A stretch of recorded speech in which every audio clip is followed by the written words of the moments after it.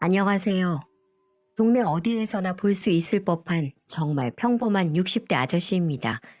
사람에게 살면서 딱 3번의 기회가 주어진다고 하죠. 인생이 바뀔 만한 기회가 말입니다. 사실 그런 건 늘 남의 이야기라고만 생각했었는데 직접 겪어보고 나니 아, 이렇게 사람 인생이 달라지기도 하는구나 싶더군요. 꼭 복권에 당첨되고 많은 돈이 생기는 것만이 인생의 기회가 아니더라고요. 내 주변 사람을 소중하게 생각할 수 있게 되는 거, 일상의 소중함을 다시 깨닫는 것 역시 인생을 바꾸는 기회였어요. 다시 겪고 싶지 않은 일이지만 누군가에게 한 번쯤은 털어놔 보고 싶어 이렇게 사연을 보냅니다. 저는 아내와 30년 가까이 결혼 생활을 유지해 오고 있어요. 아내는 제 첫 직장에서 만났어요. 우리 회사 격리 아가씨였는데 어찌나 똘똘하고 얼굴도 예쁜지 남자 직원들이 전부 데이트 한번 해보고 싶어 안달인 인기쟁이였죠. 그치만 어른공주 같았던 아내의 마음을 여는 사람은 없었습니다. 회사에서 제일 잘생겼다고 소문이 자자했던 제 후배도 단번에 퇴짜를 맞더라고요. 그 모습을 보며 아, 나는 진짜 안 되겠구나. 저런 멋진 애도 퇴짜를 맞는데 나 같은 게 뭐라고 데이트를 해주겠어. 라고 생각했어요.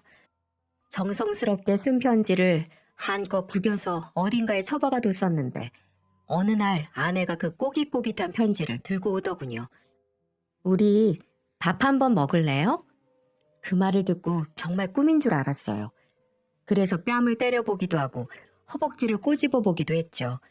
아내와 첫 식사 자리에서도 어찌나 실감이 안 나던지 물어보고 싶은 말이 참 많았는데 그 말들이 쏙 들어가 나오지 않을 만큼 그녀는 너무 아름다웠습니다. 아내는 그런 제가 재미있었나 봐요. 그렇게 한 번, 2번 만남이 잦아졌고 이듬해 우리는 결혼까지 하게 되었죠. 그런데 예쁜 아내와 결혼하고 탄탄한 회사에서 일하며 앞으로 행복한 일만 남았다고 생각한 제게 예상치 못했던 난관이 찾아왔어요. 결혼하고 몇 달 뒤 회사가 갑자기 부도 위기에 처해지더니 급기야 최종 부도 결정이 나버린 거 아니겠어요? 정말 숨이 안 쉬어질 정도로 막막했어요. 아내를 어떻게 먹여 살려야 하나, 우리는 앞으로 어떻게 살아야 하나, 도저히 말할 용기가 나지 않아 몇 날 며칠을 출근한다고 나와 공원에 죽치고 앉아 있었어요. 그러다가 며칠 만에 결국 큰 마음을 먹고 회사에서 잘렸다고, 회사가 망해버렸다고 얘기하려던 그날 아내가 먼저 입을 열었습니다. 여보, 나 임신했어. 이거 봐, 여기 사진에 작은 점 보이지? 그게 우리 아기래. 너무 귀엽지? 병원에서 초음파 보자마자 나 진짜 엉엉 울 뻔했잖아. 너무 좋아서. 그 말을 듣고 마음이 쿵 하며 내려앉았지만 저는 세상에서 제일 기쁜 사람처럼 웃었어요. 그리고 그 순간 결심했죠. 주저앉으면 안 된다. 어떻게든 살아야 한다. 처음에는 아내에게 회사 이야기를 하지 않았습니다. 대신 회사에서 어렵게 받아낸 퇴직금과 대출받은 돈 조금을 갖고 집과 좀 멀리 떨어진 곳에 작은 가게를 하나 얻었어요. 나름 큰 길가에 있는 가게라 유동인구도 꽤 됐고 뭘 해도 잘 될 것만 같은 느낌이었어요. 그 가게에서 뭘 할까 고민해봤는데 제가 뭐 요리 같은 거에 소질은 없었지만 고기 하나는 잘 구웠고 또 된장찌개 정도는 팔아도 되겠다는 말을 들을 정도로 꽤 맛있게 끓였거든요. 그래서 음식점을 열어보기로 결심했어요. 처음 몇 달은 벌이가 쏠쏠했습니다. 어느 달에는 회사에서 받던 월급보다 더 버는 때도 있었어요. 그럴 때면 아내에게 돈 뭉치를 턱 내놓으며 사고 싶은 가방이라도 하나 사라며 어깨에 힘을 주기도 했죠. 그럴 때면 아내는 꼭 그 돈으로 제 옷, 제가 좋아하는 음식을 사오더군요. 보너스는 원래 돈 버느라 수고한 사람이 써야 된다면서 말입니다. 명품백, 좋은 옷 한 벌 사라고 그래도 된다고 돈을 쥐어줘도 자긴 시장 옷이 튼튼하고 좋다던 사람이었죠. 그런 아내와 앞으로 돈 세면서 행복하게 지낼 일만 남았겠구나 했어요. 장사가 이대로 잘 되기만 하면 대출 빚을 갚는 것도 금방이겠다 싶었죠. 그런데 몇 달 가지 않아 일명 오픈빨이 떨어지고 나니 장사는 내리막길을 걷기 시작했습니다. 장사를 해본 적이 있어야 뭐가 문제인지 뭘 해야 하는지 알 텐데 그런 걸 모르니 마냥 손님을 기다리기만 했어요. 가격을 내려도 보고 다시 올려도 보고 어떻게든 마진을 많이 남겨보려고 새벽 시장에 나가서 직접 고기를 끊어오기도 했는데 아무리 열심히 일해도 하루 종일 고기를 팔아도 매상은 적자를 벗어나지 못했죠. 그런 일이 한 달, 두 달, 세 달 계속되니 마음이 초조해졌고 월급 봉투를 기다리는 아내에게 마음에도 없는 거친 소리를 내뱉는 날도 많아졌습니다. 도저히 맨정신으로는 아내를 볼 자신이 없어서 매일매일 빈 가게에서 혼자 만취할 정도로 술을 마시고 겨우 집에 들어가기도 했죠. 그런 생활을 한참 하던 어느 날 아내가 가게로 찾아왔어요. 정말 깜짝 놀랐습니다. 도대체 어떻게 알고 거기로 온 건지 무슨 핀잔을 하든 그건 다 내 업이다 라고 생각하며 고개를 푹 숙였는데 아내는 아무 말도 하지 않은 채 그저 저를 꼭 안아주었습니다. 걱정하지 마. 우리 둘 다 사지 멀쩡한데 뭔들 못하겠어. 힘을 합치면 잘 될 거야. 다시 시작해보자. 진작 알아주지 못해서 미안해. 아내의 말을 듣고 속절없이 눈물이 흘렀어요. 그래서 아내 가슴팍에 얼굴을 묻고 한참을 울었죠. 그때부터 아내와 힘을 합쳐 전단지도 돌려보고 할인 이벤트도 해봤지만 역시 달라지는 건 없었어요. 둘 다 장사엔 재능이 전무했거든요. 그때마다 저는 한숨을 쉬며 소주를 찾았고 아내는 자꾸 어디론가 사라지더군요. 자꾸 사라지는 아내가 이상해 어느 날은 뒤를 밟아봤는데 다른 식당에 가서 설거지 아르바이트를 하고 있더군요. 만삭의 몸으로 그렇게 힘든 일을 하면서 아내는 저한테 불평 한 번 한 적이 없었어요. 그리고 아내가 그렇게 일한 덕분에 대출 이자는 밀리지 않고 낼 수 있었죠. 그렇게 어렵게 살면서 우리는 2명의 아들을 낳았고 아이들은 어느덧 20살이 넘었습니다. 바쁘다는 핑계로 많이 돌봐주지도 못했는데 알아서 척척 성장한 아이들이었어요.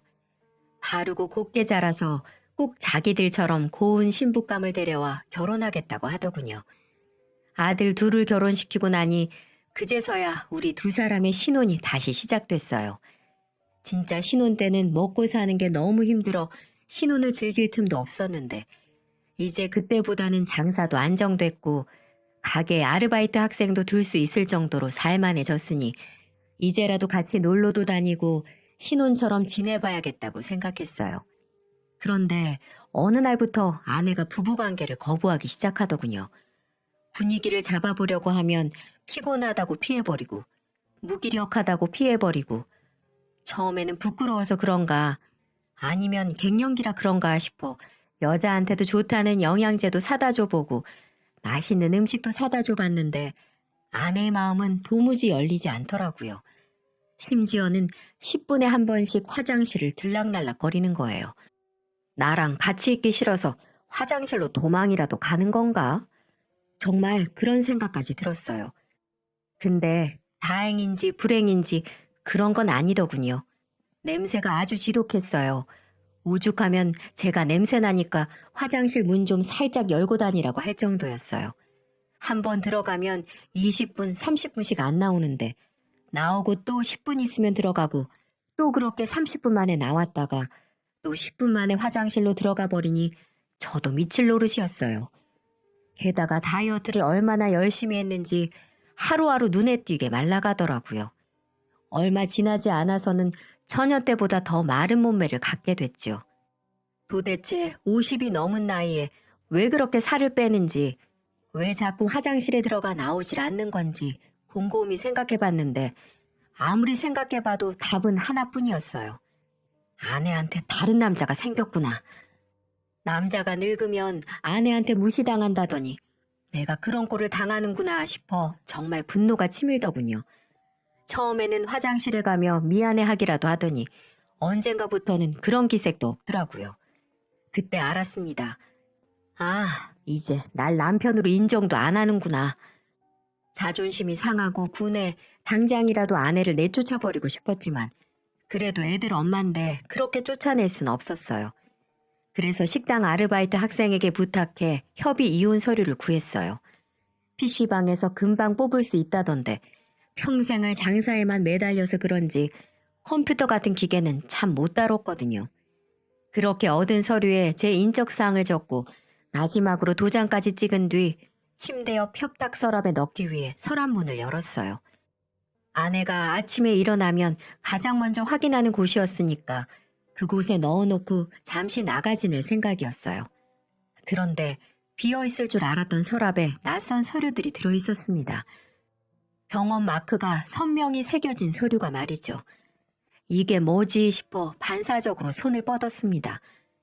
그리고 몇 장 안 되는 서류를 읽고 또 읽으며 저는 제 눈을 의심했어요. 혹시 내가 노망이 났나? 한글을 못 읽나? 내가 잘못 읽고 있는 거겠지? 하지만 아무리 보고 또 봐도 내용은 같았습니다. 조직 검사 결과 대장암으로 확인됨, 빠른 시일 내에 수술 요함. 알 수 없는 영어들 사이에 그 문장만큼은 똑똑히 읽을 수 있었어요. 그리고 그 서류 맨 위에는 아내의 이름이 선명하게 적혀 있었죠. 분명 이름도 생년월일도 아내가 맞았어요. 그리고 그 서류가 발급된 날짜는 고작 일주일 전. 그제서야 아내의 이상한 행동들이 머릿속을 스쳐 지나갔습니다. 저는 곧바로 휴대폰을 꺼내들고 대장암 증상을 검색했어요. 무기력감, 피로감, 갑작스러운 체중 감소, 장에 가스가 차는 증상, 배변 습관의 변화까지 아내가 보이던 이상한 행동들은 하나같이 대장암 증상이었습니다. 또 화장실에 들어갔다가 한참 만에 나오는 아내를 붙잡고 물었어요. 이게 대체 뭐냐고. 아내는 입을 다물고 있다가 한참 만에야 눈물과 함께 말을 쏟아냈습니다. 우리나라 참 좋은 나라야. 나이 50이 넘어가니까 건강검진할 때 대장암 검사라는 걸 해주더라. 그것도 무료로. 그래서 한번 받아봤어. 어차피 공짜니까 별일이 없겠지만 다들 50 넘으면 해본다길래. 그런데 건강검진 결과가 나왔는데 대장암이 의심되니까 진료받으라고 하더라고. 그게 언젠데? 3년 전쯤. 아내는 이미 3년 전에 대장암 의심 판정을 받았던 거였어요. 그럼 병원을 왜 이제야? 그게 막상 그런 결과 받으니까 너무 무섭고 병원비도 아까웠어. 그때 당시엔 별다른 증상도 없었고 그래서 괜찮겠지 했어. 그게 의심 판정을 받는다고 꼭 대장암이라는 건 아니라길래. 저는 아무 말도 하지 못하고 아내의 다음 말을 기다렸어요. 근데 시간이 지날수록 몸이 자꾸 이상하더라고. 화장실도 자꾸 가게 되고 배도 너무 아파서 작년에 병원에 가봤는데 이미 대장암으로 발전됐다고 그러더라. 꽤 진행된 상태라 빨리 수술 받으라는데 수술비가 어디 한두 푼인가? 가게는 또 어쩌고 애들도 걱정할 거고. 이 바보 같은 여자야. 그게 다 뭐야? 그런 생각을 왜 해? 그렇게 아팠으면 나한테 얘기를 했어야지. 3년 전에 병원에 갔어야지. 마음은 그렇지 않은데 저도 모르게 고함이 버럭 나왔어요. 평생 고생만 시켰는데 늙어서까지 돈 걱정만 하게 만든 것 같아서 제 자신을 용서할 수가 없더군요. 저는 곧바로 아내 앞에 무릎을 꿇었어요. 미안해. 난 그런 줄도 모르고 당신이 바람피는 줄 알았어. 다른 남자 생긴 줄 알고. 저는 흐느끼며 바닥에 흩뿌려진 이혼 서류를 다 찢어버렸습니다. 그 모습을 본 아내는 말없이 앉아 저를 안아주더군요. 제가 회사에서 잘린 걸 알았던 그날처럼. 저는 그런 아내를 부둥켜 안고 아이처럼 엉엉 울었습니다. 한참 동안이나요. 그렇게 한참을 울고 나니 그제야 정신이 들더라고요. 이렇게 울고만 있을 때가 아니다. 어떻게든 아내를 살려야 된다. 그래서 가게 문을 닫고 본격적으로 전국을 돌아다니기 시작했죠. 수소문을에 대장암 권위자라는 의사 선생님들이 계신 병원을 모조리 찾아냈어요. 국립병원, 기업병원, 하다못해 시골에 있는 허름한 개인 병원까지 할 것 없이 아내를 데리고 전부 찾아갔어요. 다시 정밀 검사를 받아본 결과 다행히 대장암 말기는 아니고 2기 정도라 정말 운이 좋은 케이스라고 하더군요. 게다가 암덩어리가 항문 근처에 있으면 항문을 포기하고 장루를 뚫어 평생 배로 배변 활동을 해야 했을 텐데 아내는 암덩어리가 멀리 떨어져 있어서 항문도 얼마든지 살릴 수 있다고 하더라고요. 다만 수술을 하기에 아내의 체력이 너무 낮은 것이 문제였어요. 지금 아내분 체력으로는 수술을 하기가 어려워요. 일단 체력부터 길러야 합니다. 체력을 길러야 수술도 하고 체력이 강해져야 암도 이겨낼 수 있습니다. 의사 선생님 말씀에 고개를 끄덕인 저는 대장암에 좋다는 음식들을 찾아다가 매끼 상에 올렸고 가벼운 스트레칭이나 산책부터 시작해 나중에는 아내 손을 잡고 동네 뒷산을 함께 오르기도 했어요. 정상까지 올라가지 못했지만 산 중턱에서 바라보는 도시의 모습도 아름답더군요. 반드시 정상에 올라가야만 끝이고 정상에 가야만 아름다운 것들을 볼 수 있는 줄 알았는데 꼭 그렇지만은 않더라고요. 진작 이렇게 주변을 돌아보며 살아왔다면 어쩌면 조금 더 나은 삶을 살았을까요? 어쩌면 아내가 이렇게 아프지 않을 수 있었을까요? 그렇게 두세 달 정도를 지내고 나니 아내의 체력은 눈에 띄게 좋아졌어요. 하루 종일 누워서 지내던 사람이 저랑 운동하기 시작한 지 석 달 만에 저랑 손잡고 장을 보러 다니고 제가 늦게 들어오는 날이면 먼저 골목 어귀까지 나와서 기다리고 있더군요. 그리고 다음 진료날 의사 선생님으로부터 정말 반가운 이야기를 들었습니다. 피검사 수치들도 좋아졌고 체력도 좋아져서 이제 수술을 시도해 볼 수 있다고 말입니다. 그 말을 들으니 세상을 다 얻은 것 같았어요. 그 순간에도 아내는 수술비를 어떻게 마련해야 할지 모르겠다며 걱정했지만 저는 집을 팔아서라도 아니 제 장기를 팔아서라도 아내를 살릴 수만 있다면 뭐든 할 각오가 되어 있었어요. 곧바로 아내는 병원에 입원했습니다. 마음 같아선 편안하게 지낼 수 있게 1인실에 입원시켜주고 싶었는데 사정이 사정인지라 사람이 북적이는 6인실에 입원할 수밖에 없었어요. 대학병원의 비싼 병실비를 보며 투덜거렸지만 사실 그건 제 자신을 향한 투덜거림이었어요. 이 나이 먹도록 그 돈도 못 모아두고 뭐 했나. 맨날 일한다고 밖으로 싸돌아다니면서 정작 마누라 아플 때 1인실 한번 쓰게 해주질 못하나 하면서 말이에요. 애들 낳았을 때도 병원에서 1인실 쓰는 산모들을 그렇게 부러워하는 아내였는데 전 그 작은 소원 하나 들어주지 못하는 참 못난 남편이었어요. 그럼에도 불구하고 아내는 내내 밝은 얼굴만 보여줬습니다. 이제 속이 후련해. 당신한테 어리광도 부릴 수 있고 이렇게 하루 종일 붙어 있을 수도 있고 그게 뭐 어려운 일이라고 여태 참고 살았어? 그냥 당신은 늘 바빴잖아. 나랑 애들 먹여 살린다고 바빴던 거 다 아는데 어떻게 그런 사람한테 어리광을 부려. 그것도 다 늙어서. 내 눈에 당신은 여전히 젊고 너무 예쁜데 어리광을 부리든 투정을 부리든 상관없으니까 이젠 혼자 참지 마. 아무것도. 알겠어? 발그레 웃는 아내를 보며 느꼈습니다. 여전히 아내는 여자라는 걸, 사랑받고 싶어하는 여자라는 걸 말이에요. 아이들에게는 끝까지 말하지 말라고 해서 연락도 못하고 저 혼자 아내를 수술실로 들여보냈습니다. 나올 때까지 여기서 꼼짝도 안 하고 있을 테니까 마음 편하게 먹고, 알았지? 아유, 그러지 말고 식사나 하세요. 당신이 잘 먹고 잘 쉬고 있어야 내 마음이 편할 것 같아. 나 수술 잘 받고 나올 테니까 잠도 좀 자고 밥도 좀 먹고 있어. 내 부탁이야. 어? 저는 고개를 끄덕였어요. 5시간의 긴 수술. 전 수술실 앞에서 한 발자국도 움직일 수 없었어요. 그럴 일은 없겠지만, 정말 그럴 일은 없겠지만 혹시라도 아내가 잘못된다면 그 순간에 밥이나 먹고 있었던 제 자신이 용서되지 않을 것 같았거든요. 그렇게 망부석처럼 5시간을 수술실 앞에 버티고 있었더니 담당 의사 선생님이 나오셨어요. 모자와 마스크로 얼굴이 다 가려져 있어서 인상을 쓰고 계시는지 웃고 계시는지 알 수 없어 긴장이 되더군요. 드라마에서 보던 것처럼 미안하다는 말을 하실까봐 얼마나 조마조마했는지 몰라요. 하지만 다행히 의사 선생님은 저에게 미안하다는 말 대신 다른 말을 전해주셨어요. 수술은 잘 끝났습니다. 예상보다 조금 더 걸렸는데 아주 잘 버텨주셨어요. 의식이 돌아오면 병실로 올려드릴 테니까 이제 병실에 가서 기다리세요. 선생님, 정말인가요? 그럼 이제 걱정 안 해도 되나요? 네, 생각보다 상태가 나쁘지 않았어요. 전이도 없었고 암 위치도 무난한 편이라 말끔하게 제거했습니다. 그동안 마음고생 많으셨어요. 회진대 봅시다.